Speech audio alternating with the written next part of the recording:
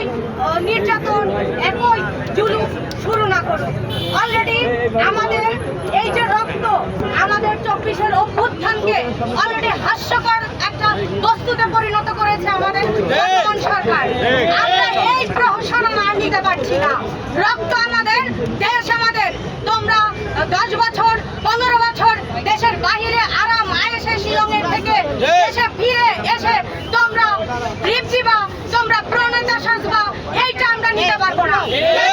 গণভোটের রায় নিয়ে আজকে এত কেন প্রহসন? এত প্রহসন আমরা আর নিতে পারছি না। আমরা 17 বছর ধরে একটা রাষ্ট্রযন্ত্র, একটা শক্তিশালী, একটা সুসংগঠিত, একটি সবচেয়ে বেশি জঘন্য স্বৈরাচারী রাষ্ট্রযন্ত্র, সেটাকে আমরা সরিয়েছি। আমাদের ছাত্র জনতার শক্তিকে কেউ অবহেলার চোখে দেখবেন না। আপনাদেরকে আবার শিলং না, আবার পিন্ডিতে বাড়াবাড়ি করেন।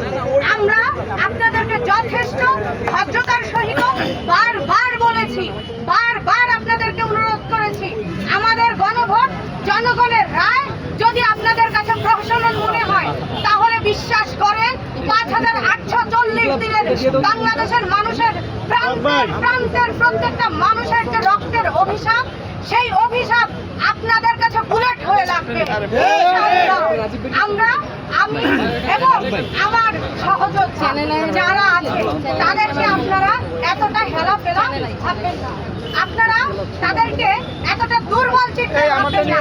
আজকে আমরা এক আবু সাইদের গুলিতে সারা বাংলাদেশ নেমে এসেছিল। আপনারা ভাবছেন যে সেটা ইমোশন ছিল, ইমোশন না, সেটা দেশ ছিল, সেটা ভাইয়ের রক্ত ছিল। আর কোন রক্তের সাথে আমাদের ভাইয়েরা মাঝে মাঝে একটা স্লোগান দেয়, রক্ত যখন দিয়েছি রক্ত আরো দেব না। আমি এই স্লোগানের সাথে সহমত না। আমি আমার ভাইদের হারাতে চাই না। আমি রক্ত দিয়েছি, আমার ভাই রক্ত দিয়েছে, আমার অনেক বোনেরা রক্ত দিয়েছে, এখনো অনেকে হাসপাতালের বেডে শুয়ে আছে। এই মানুষগুলোর রক্তের হিস্সা বুঝে নিব। আপনারা গণভোটের প্রত্যেকটা রায়কে, জনগণের প্রত্যেকটা ইচ্ছাকে আপনারা প্রহসন এনে দাঁড় করাইছেন। এই প্রহসন আমরা নিতে পারবো না।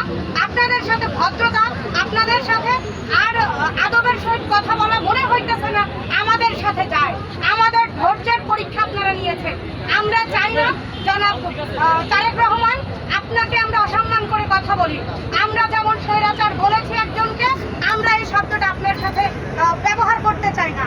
আশা করি আমাদের আকাঙ্ক্ষা, জনগণের আকাঙ্ক্ষা, এগুলো বাস্তবায়ন খুব দ্রুত সময়ের মধ্যে হবে। ধন্যবাদ।